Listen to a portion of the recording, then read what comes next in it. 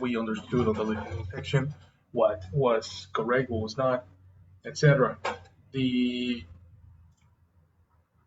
the exam, as you saw, is very different from the Cambridge ones, right? What uh, what differences did you notice between Cambridge's test and TOEFL's?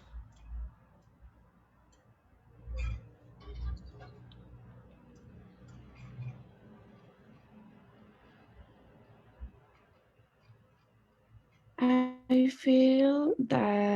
felt that the reading part Mhm. was not so confusing like the Cambridge one.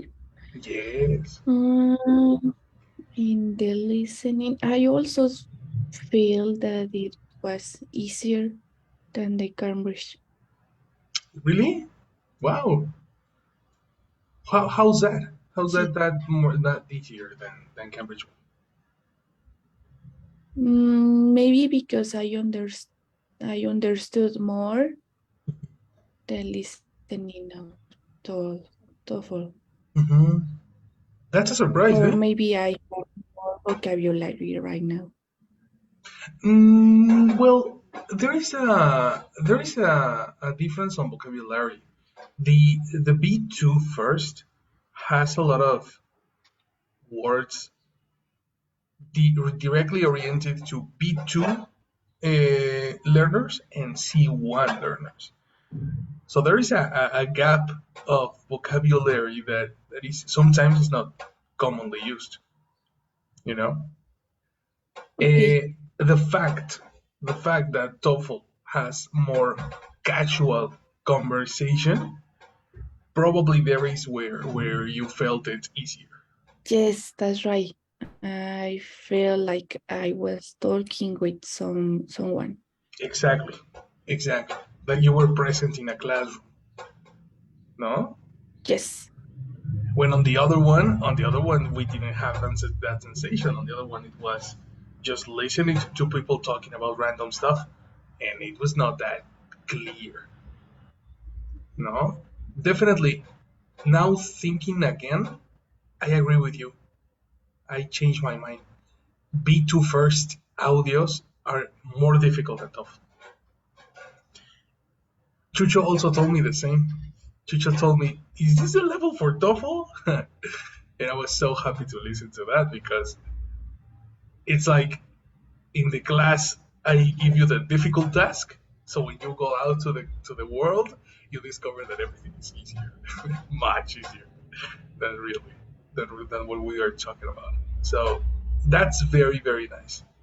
Yes, audios are easier here. Now, I want to talk to you with the two girls that had already done a TOEFL before. What was your score on listening, or did you know the score you got the first time? Mm, the first time I did it, Mm-hmm. my score I think was about 400 and something. 400 and something. Mm-hmm. 400 and something in total, no? Mm-hmm. Okay, you don't have the listening scores just No, like no, no. okay. They give me the total. Yeah, because 400 is the summatory of everything. The, Mm-hmm. the the maximum amount, the maximum number that you can get in listening is a 30 score. 30. That's the maximum points. And then you can do the addition. You have to do the addition from listening and the other three, writing, speaking, and everything. You know. But I was curious to see if you had the result of listening because that's one of the most difficult parts. Anyway, let's check what was the answers, okay, and how confused we got. On the first track, we hear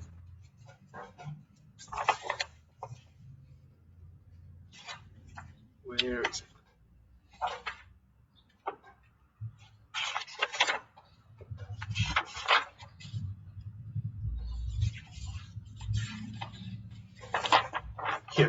On the first track, we hear a conversation between a student and a professor, and we have the first question.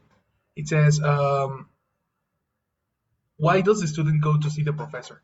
To prepare for her graduate school interview, to get advice about her graduate school application, to give the professor her graduate school application, and to find out if she was accepted into the graduate school."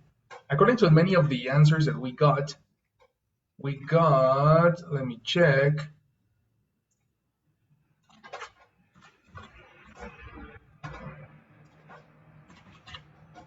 We have affairs right here.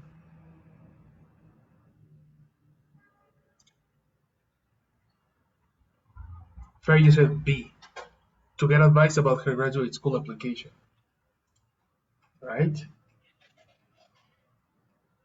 Then Sophie, you said B too, to get advice. And I think everybody's going to agree on this one. Connie, what did you say? No, I choose the first. You chose the first one, to prepare for her graduate school interview. Yeah. Okay. And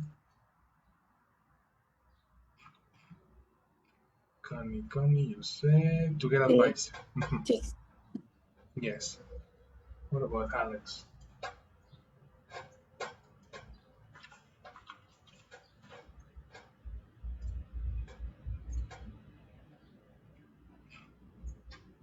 Okay, you didn't answer that one. All right. So technically, the answer is precisely the second one: to prepare to get advice. Right? How do we know he wanted advice? Well, all the conversation is technically about that. The teacher starts the expressions or the feedback with expressions like these ones. The teacher says, what you might actually do if.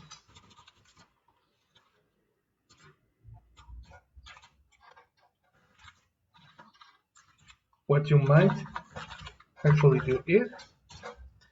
This is the teacher speaking now.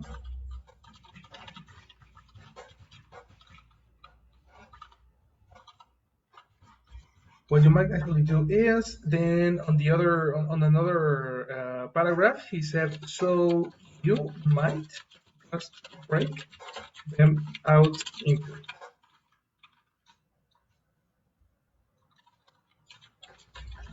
You might do just like that.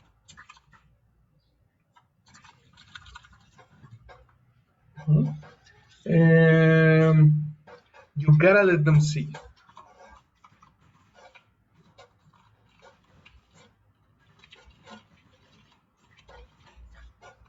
And using imperative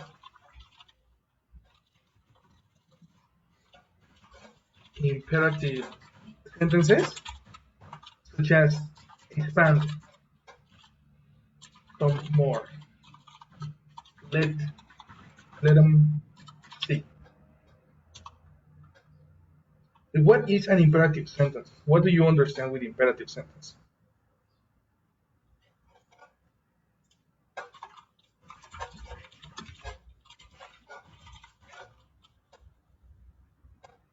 Anyone? They want to explain more about the idea or clarify something. Explain more? No. No, that's not an imperative sentence. Imperative, what's the meaning of that? Who knows? Anybody help?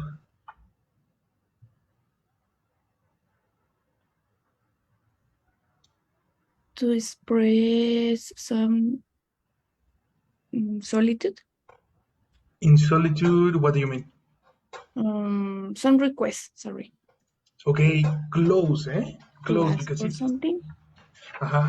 It's to ask for something, but it's more like an order. You know? An imperative verb, because it's not an idea, a sentence, a verb, whatever. I see it as a verb because the imperative sentence only has a verb. If you say, hey, close the window, you don't know who, or you don't mention who. You just mention the order, the verb. That's an imperative sentence. Don't turn on the TV. Sit down. You see? That's an imperative sentence. For me, the parts of the audio that gave the advice was precisely imperative sentence because he's talking to her like do this, do that, do whatever, and this specific sentences that is similar to say you should, you must, which are recommendations. So the expression you might do, you might just, you might, etc., is very similar to say you should, and you could, and you must. That's why all these expressions talk about option 2, getting advice. Questions?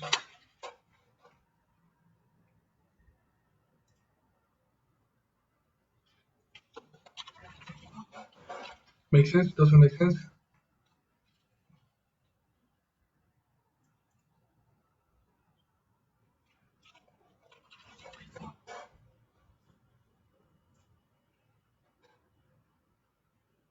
Hello? Yes, it makes sense. It makes sense? Yes. And what about the rest? No questions. But does it make sense? Yes, teacher. Okay. All right, so let's pass to the next one. It says, according to the professor, what should the student include in her statement of purpose? What, according to the professor, what should the student include? In her statement of purpose. These of the options were the most difficult ones for me. These two. When you had to choose two options, it was like, oh, Jesus. I took the longest time for these ones. The options that we needed to check were 1 and 3. Her academic motivation and some personal information. Okay, why is that? Because in the audio he said, so you might just break them out. I want to hear the audio, just a second. TOEFL IBT audio, this is number 11.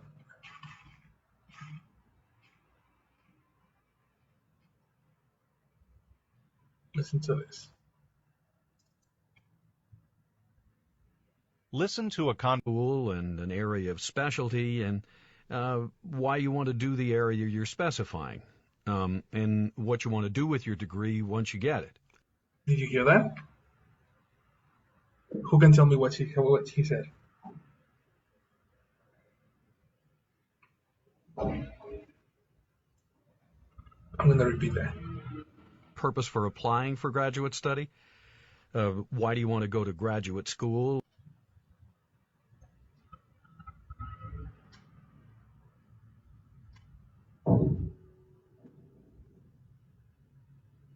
What did he say? He's asking for putting more information about her academic motivation, more about the things that she's doing right now in school. Close. Can you use words that he used? I don't remember much of the words. Okay, let's listen again. Remember, try not to paraphrase, try to use literal. Or if you paraphrase, use their words. Let's listen again. Go to graduate school and an area of special purpose for applying for graduate study. Why do you want to go to graduate school? Purpose for apply for a graduate school. Correct.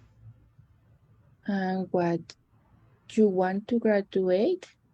What is a different question? What you want to specialize, something like that. Close, close. He asked the question. Just I don't remember. He said, why you wanna Why you wanna? what you wanna do at graduate school, I think. Exactly. So you have the purpose of your application and why you wanna. The word purpose and why gives you the option number one. Her academic motivation is talking about the purpose, the reason why she wants to graduate, and the second is the why. That is similar to purpose, and purpose is similar to motivation. Right? On the other hand, some personal information is on the second paragraph. Happened in your own life and what shows your motivation and interest in this area, in geology. Let them see what captures your imagination about this field. Okay, so make it a little more personal. That's okay? That's fine. They look for that stuff. You don't want to go. What did she say?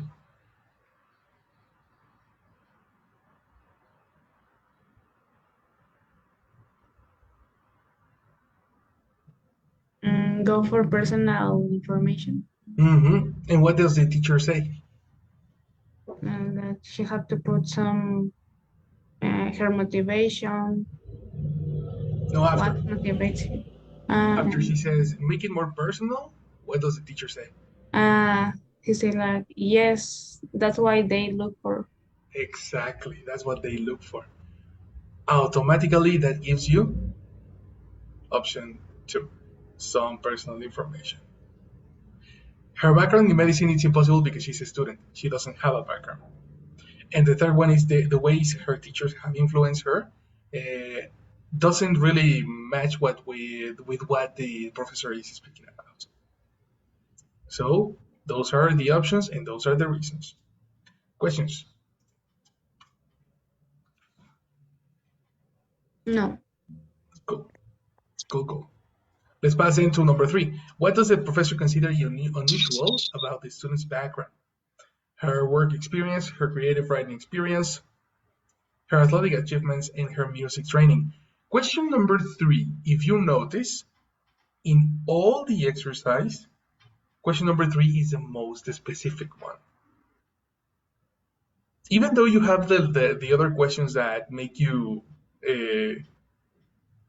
repeat a part of the audio, number 3 is usually the most specific one. I think that's one of the most difficult. What does the professor consider unusual about the student's background? You need to really, really pay attention on what the teacher is saying. You know? In this case, he says number 4, her music training. Why? Let's listen. It says in the section,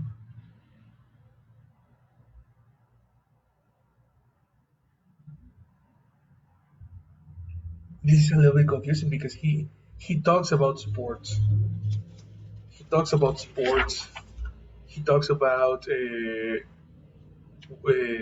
writing experience, but there is a specific line. Let me find it.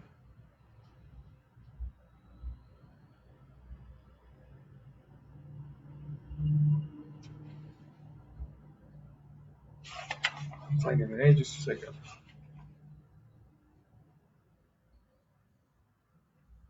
So you might just break into, separate paragraphs. You can see, show your motivation. And it's gonna come out in here.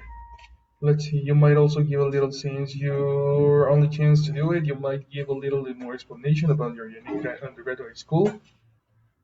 So you know what you went through.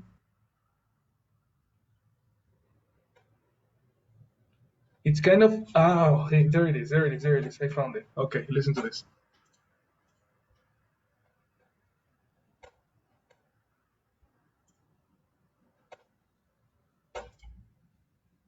Listen to a... And the reason that he wanted to go to med school was he said he wanted to do sports medicine because he had this real interest.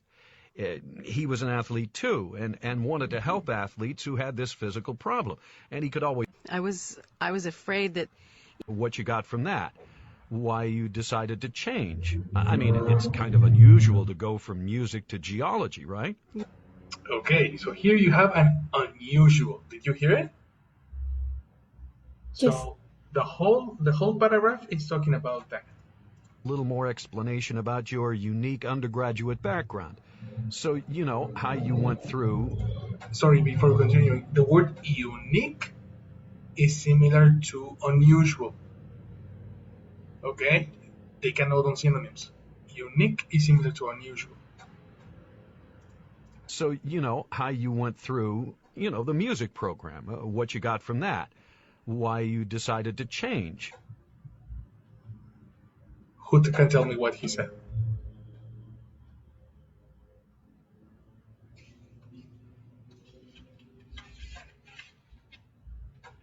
How you went to the music training Mm-hmm. and decided to change? Exactly. And why? Why you decided to change?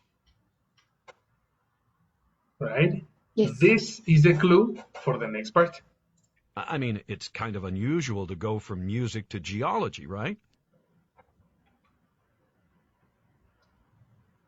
It's kind of unusual to go from music to geology.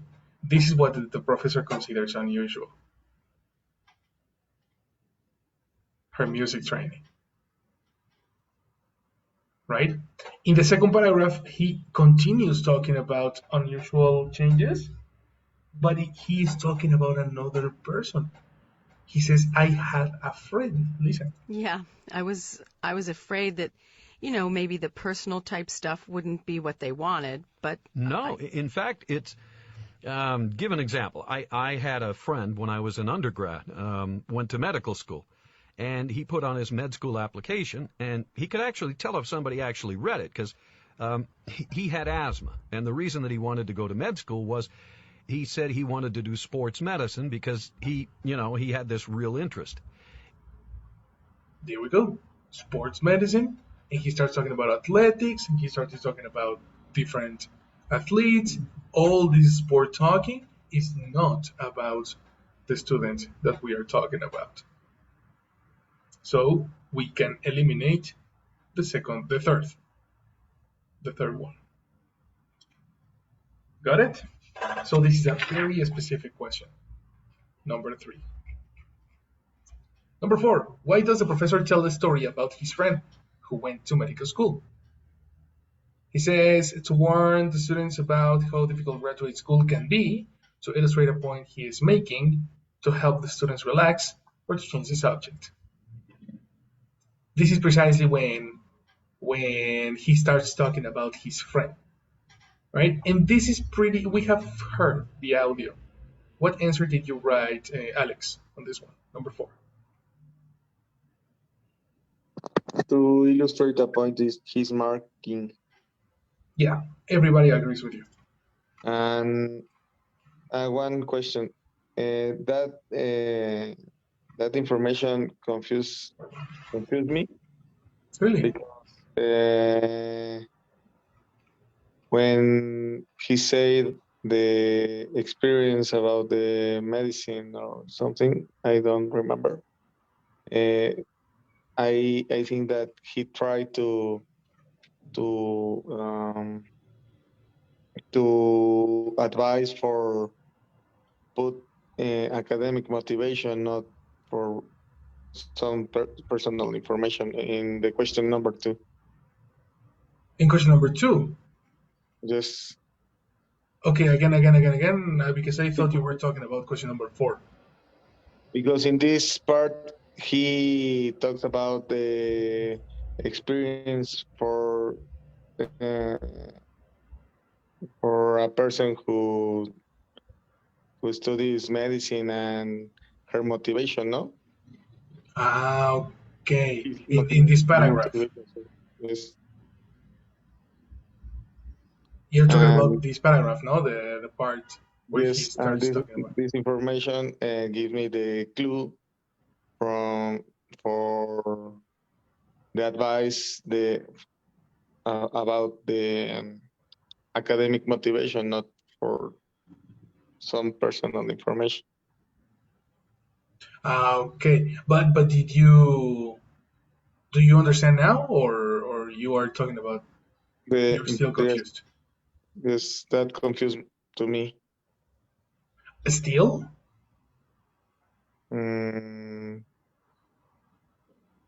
Yes. Okay, well that's important because there is something at the beginning of that line where he says this. Wanted to go to med school was actually read it because he had asthma, and the reason that he wanted when I was an undergrad. No, in fact, it's give an example. I had a friend when I was an undergrad. What did he say here? You have a friend? Have is not present. Are you talking present or past? Have, sorry. That's right. He had a friend when he was? Medicine. Had medicine? No, again, listen again. Had a friend when I was an undergrad. Under something, no? Uh-huh.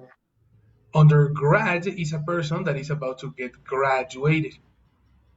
Uh-huh. You see?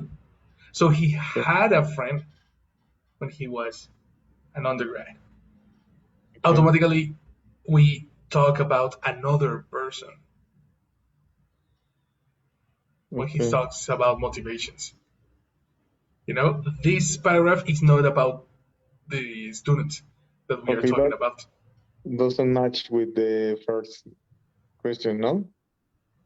With the first question? Yes, it's a example separate with all the story. What do you which question? Question number 1? Yes, the number 2. No, number 2. Yes, number 2. Uh-huh.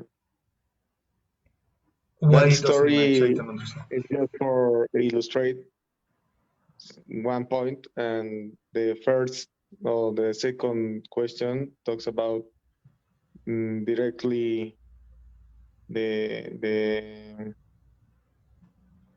advice he give he gave to the student. Yes. Okay. I am getting confused on your questions because the illustration or the point of illustration is question number 4, not question number 2. Yes, I am very confused. In this part they talks about motivation. No, the main point is motivation for why that person studied medicine. No, that person who? The student that we're talking about, or his friend? His friend. Ah, okay, his friend. Yes, correct. Why his friend studied medicine? Yes.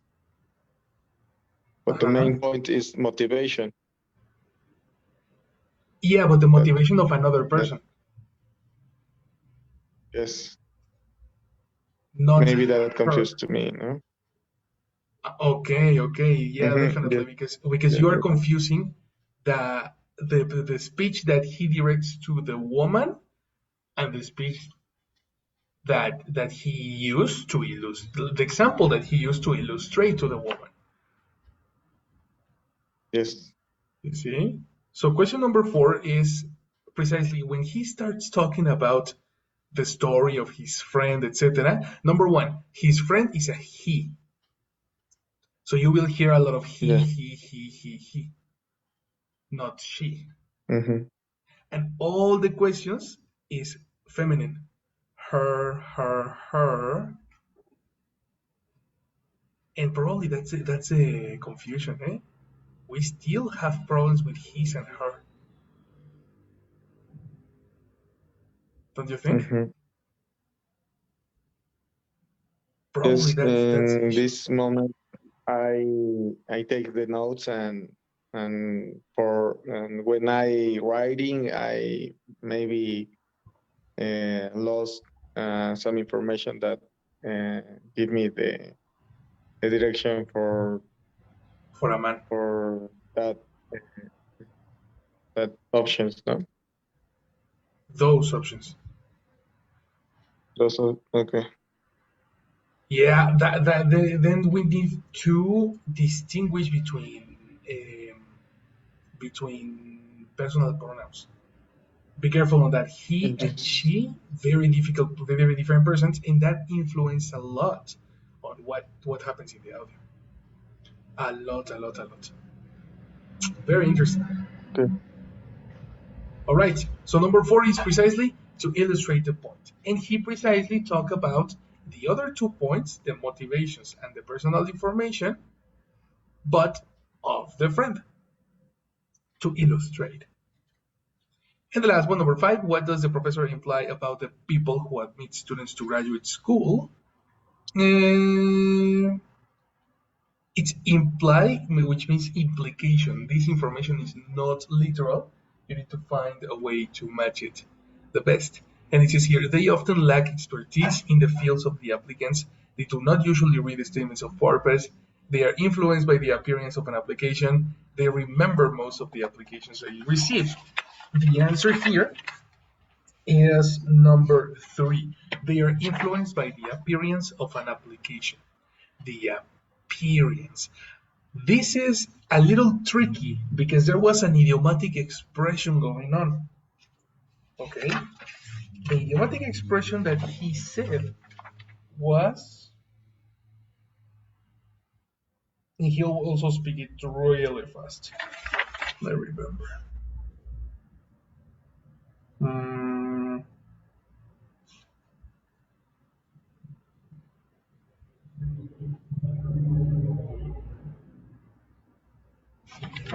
Right when he starts speaking about his friend, listen to this. Went to medical school, and he put on his med school application, and he could actually tell if somebody actually read it, because... There. Listen again. Actually read it, because his med school application, and he could actually tell if somebody actually read it, because... What did he say? He can tell absolutely somebody read it. Close. Absolutely doesn't exist. What is similar to really?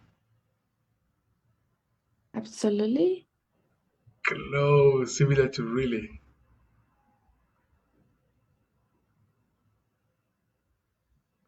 Absolute. Real? No, really. What is a synonym for real? Accurate. No, that's not similar. Sounds similar, but it's not similar.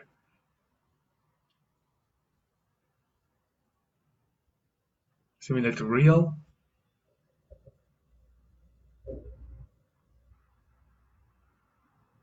That's probably an advanced, well, not an advanced, a Spanish mistake. Listening to Spanish or thinking in Spanish can make you think of this word as a different word. It sounds like actually. You are correct, Sophie. Actually. The word is actually. Actually is similar to really. You see? So he says he can tell. Listen again. He put on his med school application, and he could actually tell if somebody actually read it, because...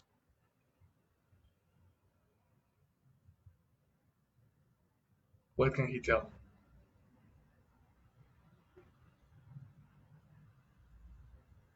She can tell actually somebody read it.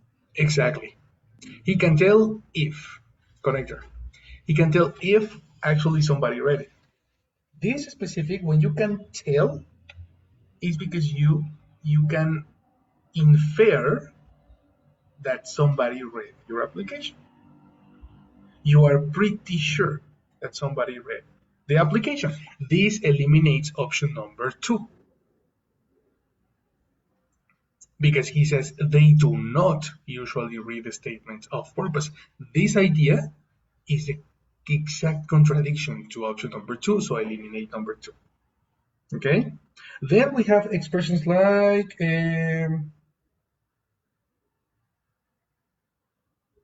he can tell, he can tell.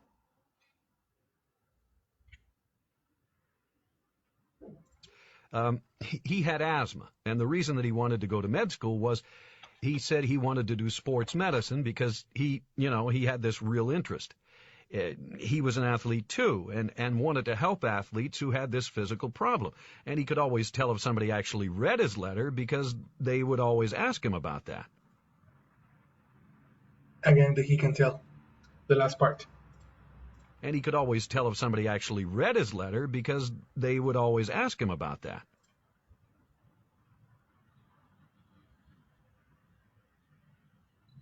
And he can tell to someone actually read the letter? Because? They always, Why again, Sophie? because they always ask for about that, or Exactly. Ask for about, because For select your about. connector. Because you can only have one connector. ask for. Incorrect. About. If you ask for, Ask you about, are okay. is a request, Okay, right? okay. And if ask about is a question. Yeah, okay. Ask about that. They were always asking about that. That's precisely the reason why he is pretty sure that they read the statement. So option number 1 and option number 4 don't match at all with any information that is given in the audio. We never talk about expertise. We never talk about people remembering the applications. Oh, there is one part. Are you familiar with the word stand out?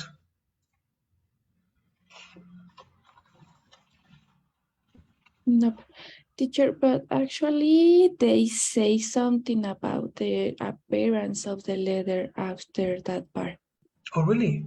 Yes. Do you remember? What do you remember they say? They say something about the letters that it needs to look Oh, you're right. Yes, at the end, right? yes. That is so right. That is so right. Listen to this. Point. Oh, sure. Also, think about presentation, how the application looks. In a way, There. Think about presentation, no? Yes. Okay. you're actually showing some other skills here, like organization. A lot of stuff that they're not formally asking for, they're looking at. So your presentation. Wow, that's a very, very interesting use of words. Anything that they are not asking for, they are Looking for. looking incomplete. Looking for? For incorrect. Looking for is similar to search. That doesn't give you anything about appearance. Look at? Exactly. Anything that they're not asking for, they are looking at. That's a very interesting use of chunks. Right? Chunks, words that go together. Ask for is a request. Or they're looking at. So Here. some other skills here, like organization. A lot of stuff that they're not formally asking for. A lot of stuff that they're not formally asking for. They didn't give you the request for these specific things, but they're looking at. So They are looking at. Look at is the action of directing your eyes towards something that is attractive to you. This is appearance. You see what I mean? Yes. I almost forget that clue, Connie. Thank you very much. There you have it. Those are the answers. So what do we have to get familiar with? We need to get familiar with connectors that are usually together with other verbs. I can see that many of you have issues with understanding the difference between look at and look for. Ask for and ask about. You see what I mean? These are very different, very, very different, and that can actually change the way you understand things. Chunks, in a nutshell, it's exactly what we are talking in the course. Words that usually go together, right? What else? Some synonyms, some idiomatic expressions, some forms to understand the negatives, but it's mainly in this particular audio, the main issue was chunks. Okay? Synonyms. Similar to look for.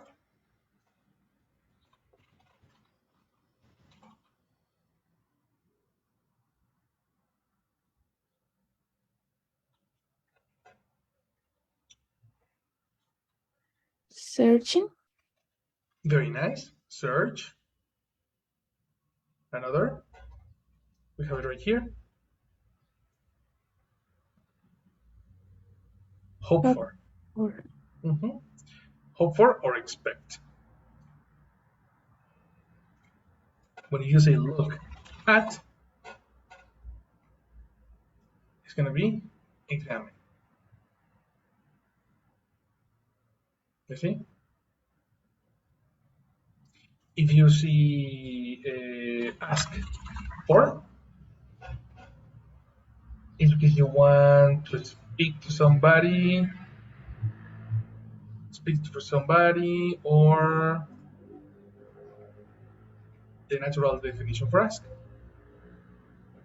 to say or write something in a form of a question. If it's a form of a question, you ask about, right? But when you request,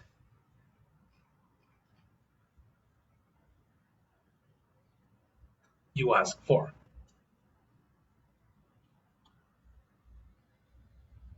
You see? The two different definitions depending on the connector that you use next to it. That's the chunks that we are talking about. Very good. Track number 12, this is question 6 to 10. We get question number 6. What are the students mainly discussing? Drugs that are harmful to the human body, bacteria that produce antibiotics, DNA that is related to athletic performance, or genes that protect bacteria from antibiotics. This was a little bit tricky because there was a lot of science stuff, science mumbo jumbo going on. Question number 6 is number 4. Genes that protect bacteria from antibiotics. Okay? That is the whole point of the thing, and that's technically the definition of transposons. At some point of the audio, they mention if the transposon is exactly the same as a gene that jumps to one cell to another, something like that, right?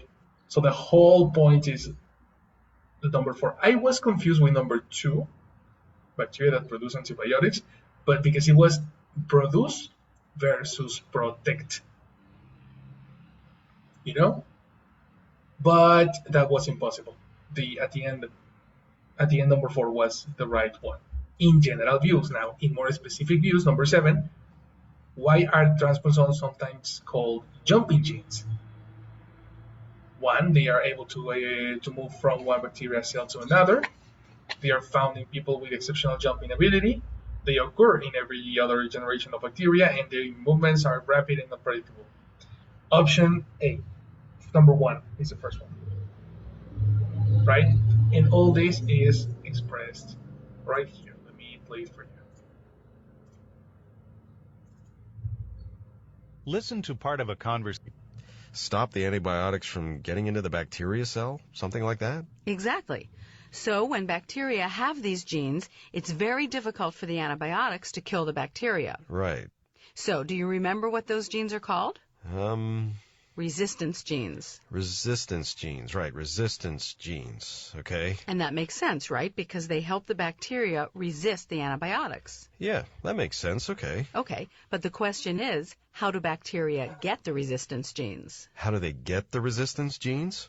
They just inherit them from the parent cell, right? Okay, yeah, that's true. They can inherit them from the parent cell, but that's not what I'm talking about. Okay. I'm talking about how they get resistance genes from other cells in their environment.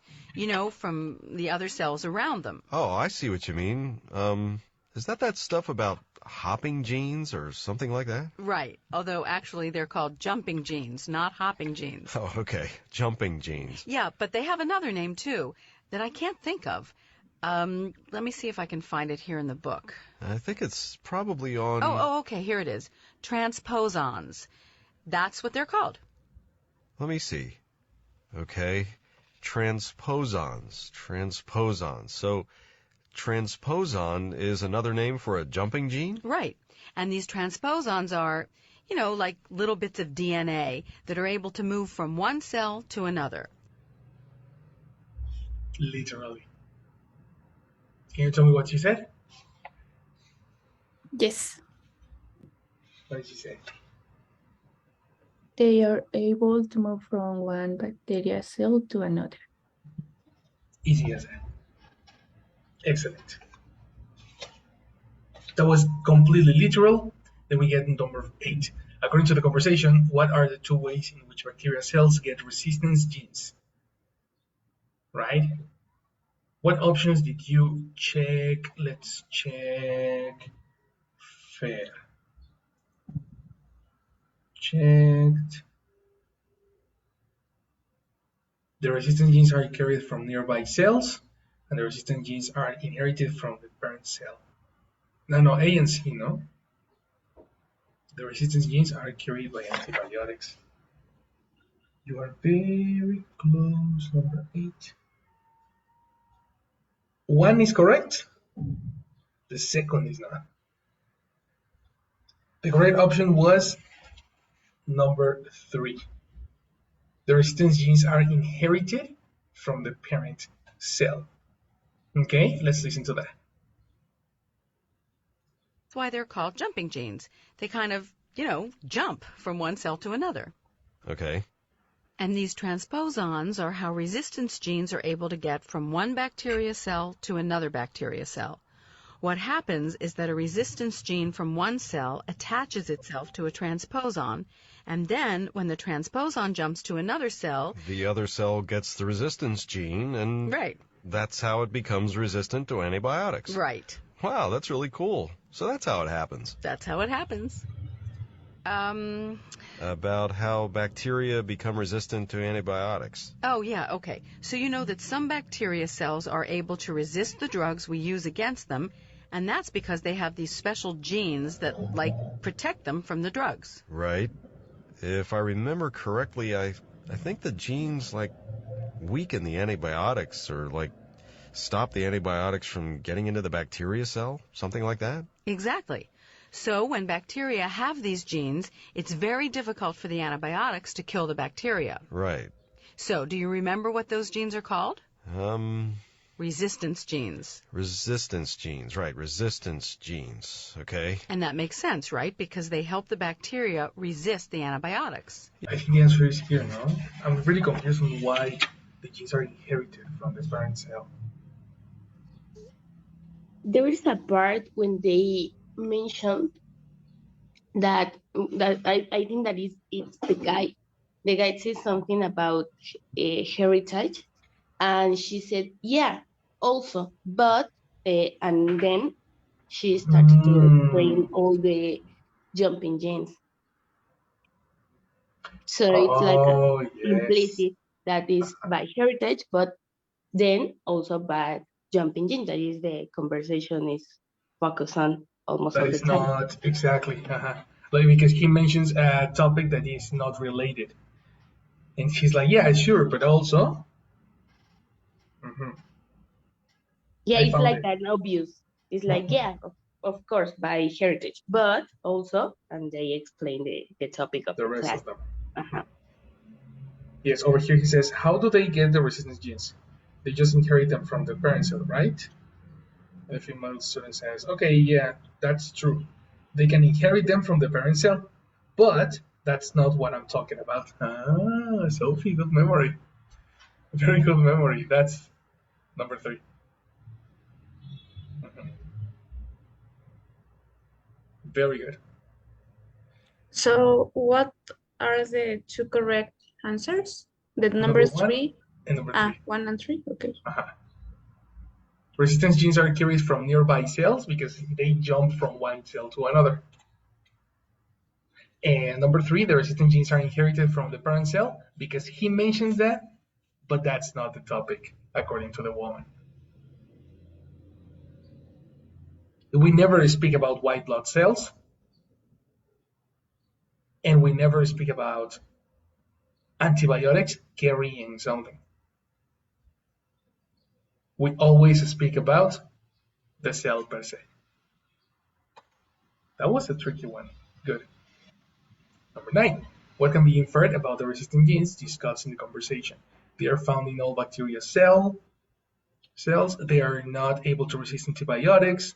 They make the treatment of bacterial diseases more difficult. They are essential to the body's defenses against bacteria. The answer to number 9 is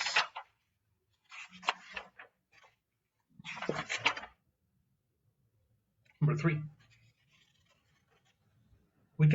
What can be inferred about the resistant genes discussed in the conversation? They make the treatment of bacterial diseases more difficult.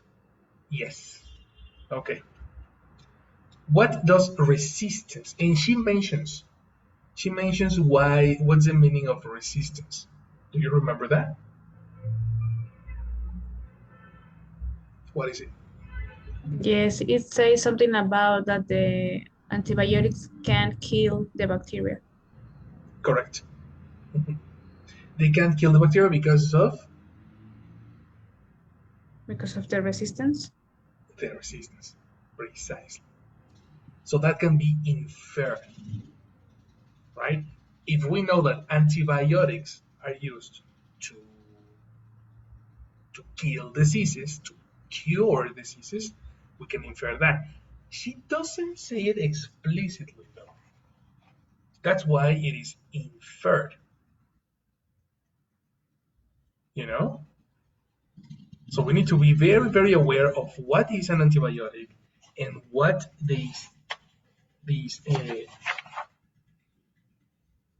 what is a problem that we are talking about. Explicitly, they say.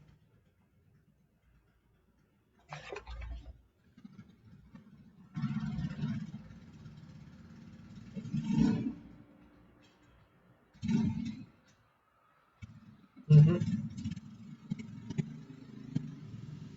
And that makes sense, right? Because they help the bacteria resist the antibiotic. And the antibiotic normally is, give me a synonym for antibiotic.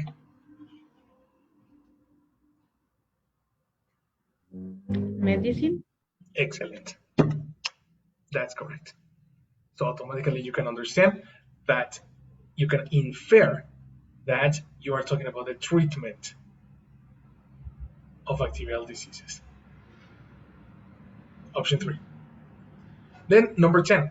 Why does the woman says this? The woman says, a repetition for number 13. What's this? Why does the woman say this? But first of all, though, how many pages do we have left? I told my roommate I'd meet her at the library at 7 o'clock. This one is easy. Give me the answer, Connie. To let the man know that she cannot study much longer. Exactly. Easy as that, right? She has to go away. We can get confused because she mentions a roommate. We can get confused because she mentioned. She mentions. Well, that's it. She mentions the time. Probably number two can be confusing, but definitely she has to live much longer. Mhm. Very nice. Number 14. Question number 14 was environmental science. This was a little bit more tricky. And we have these four conversations. What is the talk mainly about? A common method of managing water supplies, the formation of underground water systems, natural processes that renew water supplies, and maintaining the purity of underground water systems. Let's see what you got. I think this one is. This is Alex. This is Isra's.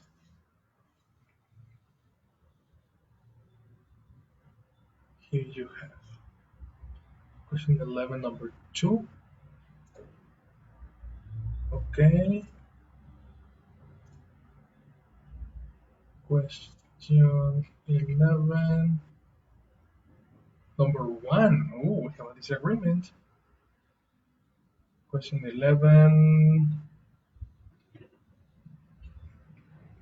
1, 2, 3, 4, 5, 6, 7, 8, 9, 10, 11. No, 5, 10, 11. Okay, letter A. Okay, we have two of you guys. You said A, and the answer is precisely number 1A, a common method of managing water supplies. Let's see why the mistake in a moment. Jessie is going to pass attendance. Hello, Jessie. Hi. Good Hi, day. girl.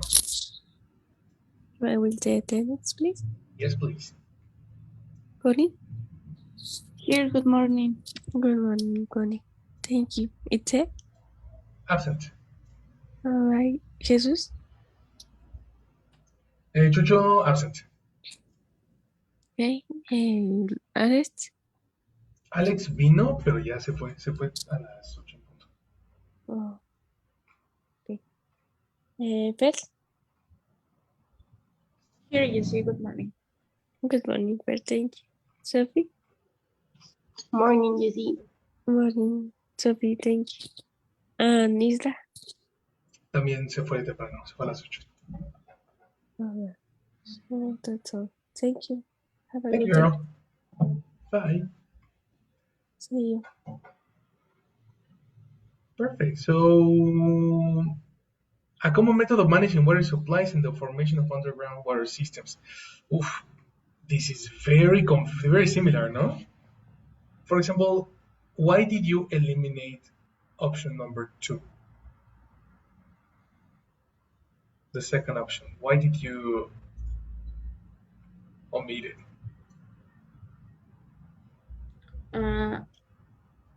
That was a difficult one, but I think that if I remember correctly, at the beginning they say something about that they were going to talk about different methods, or they mentioned something that they make me think that they're going to talk about different, not just one. Good. They focus just on one, but something like that. Nice. Nice. Yes, you're close.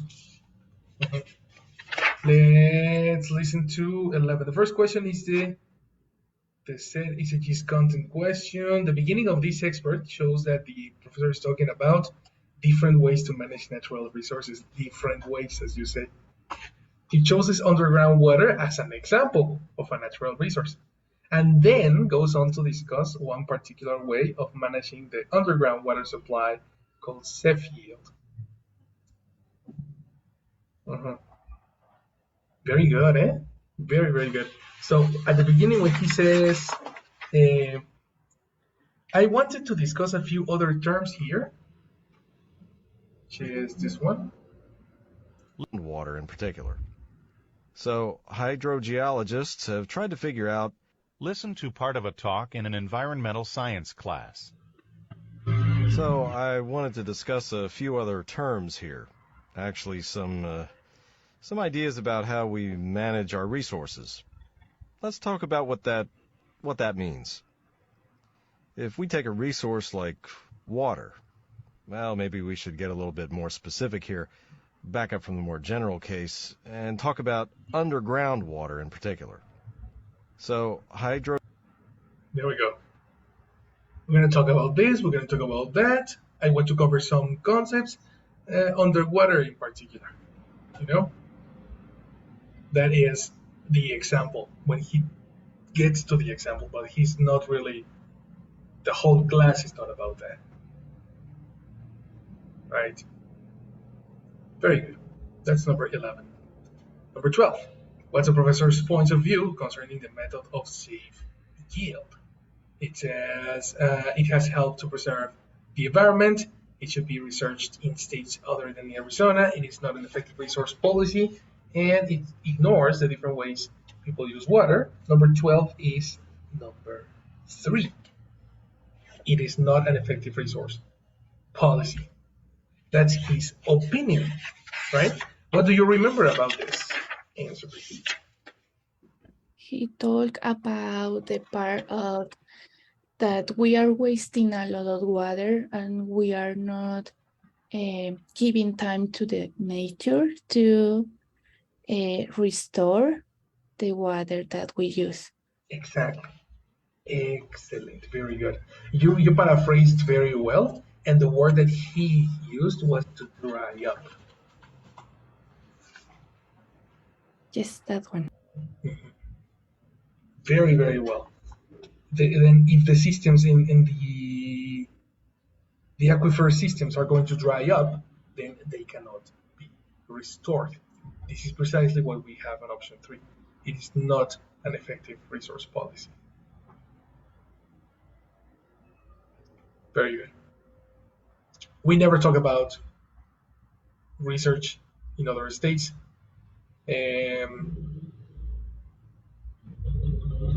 We never talk about the different ways people use water. Never. And probably was number 1 was confusing. It has helped to preserve the environment.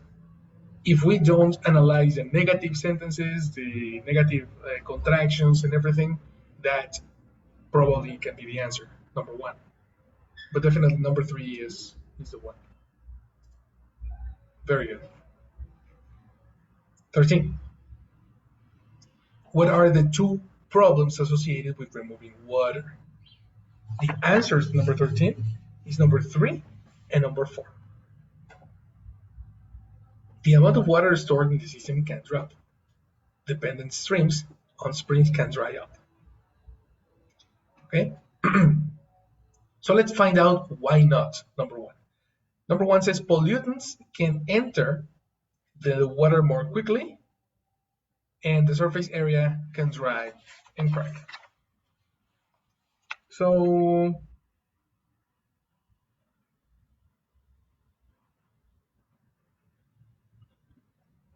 in the audio, we never mention pollutants. Do you understand what a pollutant is?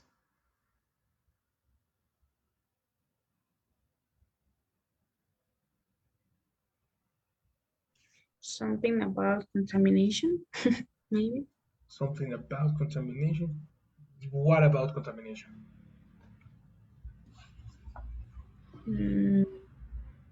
Garbage.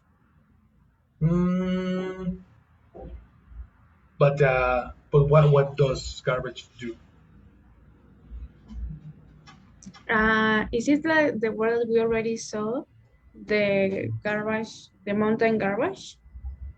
They were the words that we saw was field, landfill. Landfill. Yeah. Landfill, but now we are talking about water. That's different. Okay, a pollutant. Actually, this is a suffix for nouns. If you remember word constructions, ant is a way to transform words from one family to another. Pollute is the verb. So pollutant is something that pollutes. You see what I mean? Yes, they are talking about the substance that can make the water, the air dirty.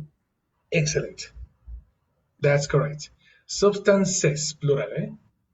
Substances that can make the water and the air dirty. And in the audio, we never talk about these substances. You know, well, we talk about these substances, but we never talk about how they can enter the water. You know what I mean? And this is tricky because this can be one option why that is associated with removing water from an underground system. If you analyze the context and everything, option one fits, but this is not what the professor said.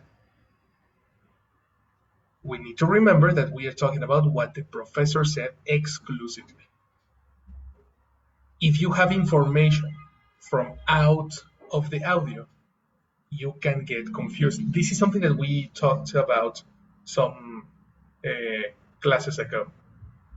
That sometimes we have, for example, an audio about nutrition, and you are experts on nutrition.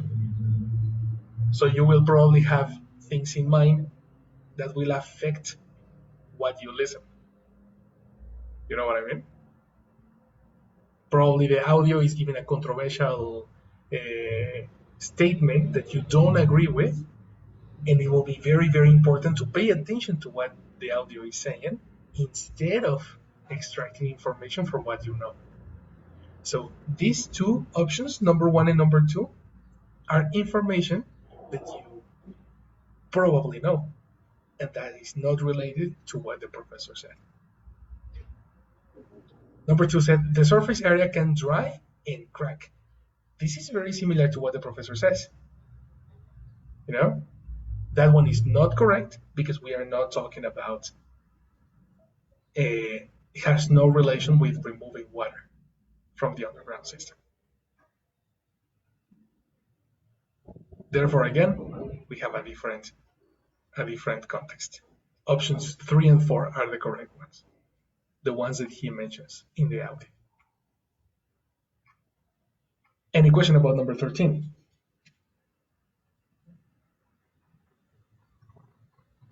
I'm Simple, thinking right? that I miss the right up. Oh, And then I didn't put it as an answer. But yes, it makes sense. yes. Mhm. Sometimes to dry up, phrasal verbs can be tricky, can confuse us a little bit, but it's exactly the same as what you said before, that you cannot renew the resource or restore. Mhm. It's a synonym. Yes. I have a quick question. Does it says literally the word springs?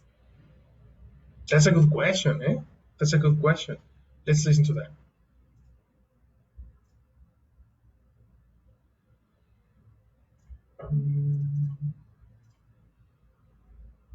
Okay. Listen to part of a talk in an environment Of a system as naturally recharges, as naturally flows back in. So this principle of safe yield, it's based on balancing what we take out with what gets recharged. But what it does is it ignores how much water naturally comes out of the system. In a natural system, a certain amount of recharge comes in, and a certain amount of water naturally flows out through springs, streams, and lakes. And over the long There it is. Yes. Mm-hmm. There it is. Okay. Through streams and springs. Oh. That was tricky now because if they don't mention strings and springs, it can be a little bit more difficult. But Yes, because I didn't remember the word spring, so I said, no, it cannot be this way. Oh, wow. Yes. Yeah. The thing is that it's too much information. It's like it's a class. No, so when you are in school, it's sometimes some concepts are going to split, especially when you're not familiar with the topic. So yeah, that happens to everybody. Don't worry about that. So every time you do this particular activity, what the tips that we can extract from this is number one, get familiar with English listening actively. Take notes every time you listen to a podcast or watch a movie. Take notes about the very specific details. How in the movie, how did I discover the mystery? What parts of the movie told me the story, the most important part of the story, and copy the words. Copy the words that you learned. When you listen to a podcast, take notes about the most important and the relevant stuff that was mentioned.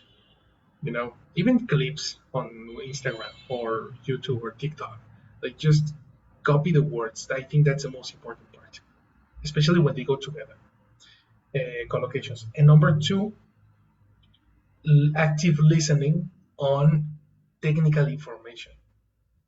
The word like streams, springs, and everything that was related to water, like dry up, and we talked about renew, recharge, etc. Those are words that we are not commonly used. We don't use every day, but they are very effective to keep in mind when you are listening to audios. So in the exam, take notes about these strange words. That's going to help you a lot. Okay? Whew. What a lot of information, I know, but it's super useful. Teacher, I remember that I did this exam in the university, but Oh, a long time ago, and I had 480 pounds, wow. And how long ago was that? like more than 10 years ago. But Wow. I remember that at that time it was super difficult. I imagine. Yes. It was very hard. Now you see a big contrast on Yes, where it you were. seems super easy than the other ones. That's amazing. That's just great. Congratulations, Connie. That's something that speaks about progress. If you did this exam before, the sensation now is totally different. So that's Yes. very, very nice. You're gonna do a simulation very soon. Okay, so you can get ready for this number two. Okay, but anyway, good job, girls. I finished for today. Thank you. Have Okay, a good day. have a very good day. Thank I'll see you you. See you tomorrow. on Monday.